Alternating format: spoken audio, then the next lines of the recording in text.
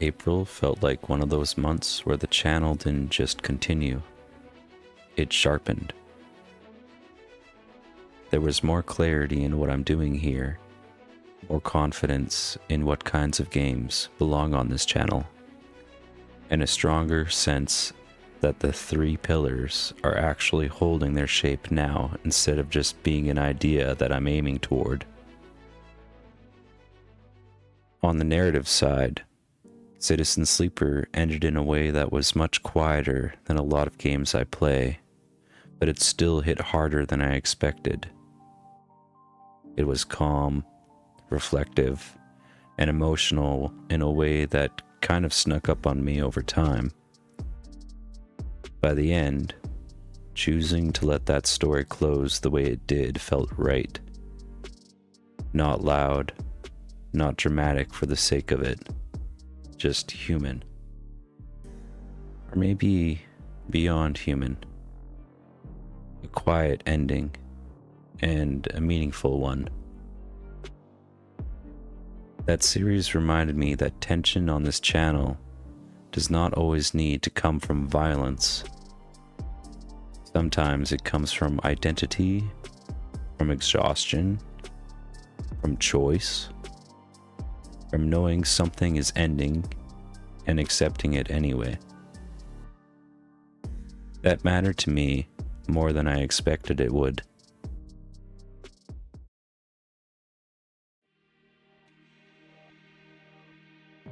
Then there was Subsurface Circular as the interlude, and that was just a great time.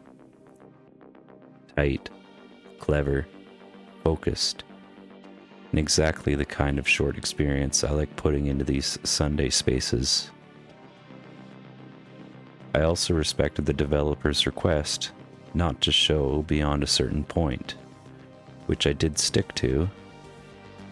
I recorded the rest, and I absolutely can show it later if people want to see it, but I liked letting that game keep some of its shape intact.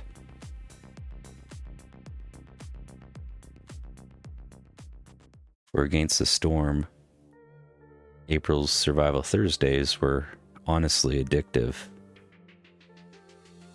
That game got its hook into me fast. At first, it was about learning the flow, figuring out the systems, understanding what mattered and what didn't. Then once it clicked, it became one of those games where every decision starts pulling on 3 others at once. It's demanding, but rewarding in exactly the way a good survival systems game should be. And by the time I got my footing, I was confident enough to increase the difficulty mid-series. That felt like a good sign. Not just that I was improving, but that the game was giving me enough back to want that extra pressure. On the combat side, Stalker 2 stayed exactly where it belongs as the combat pillar. What I appreciate most about it now is that the survival there is not really about scarcity the way it was earlier on.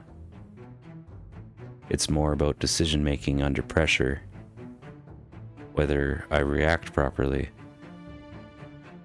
whether I read the situation fast enough, whether I commit at the right time or hold back at the right time. That game keeps forcing action out of me, or restraint, and both matter. It keeps putting me in situations where hesitation can kill me. So can the wrong move made too quickly. That makes it one of the most natural combat games for this channel, because the tension is real. I actually have to think and then act. Sometimes live with the consequences when I get it wrong. And then Nobody Wants to Die arrived. And that game was just an excellent fit. The atmosphere, the intrigue, the mystery, the style, the mechanics, It all came together in a way that felt natural for SethOnDuty. It had story, but it also had structure. It had mood, but it also had enough gameplay to keep the investigation grounded. So when I look back at April, I see a month where each part of the channel fed the others. Citizen Sleeper brought quiet meaning. Subsurface Circular brought smart, contained storytelling. Against the Storm brought system pressure and reward. Stalker 2 kept sharpening the combat identity. And Nobody Wants to Die stepped in with exactly the kind of narrative mystery this channel can carry well. April did not feel random. It felt connected. And it felt like people were starting to see that too. And I think that this is the biggest thing I'm taking away from the month.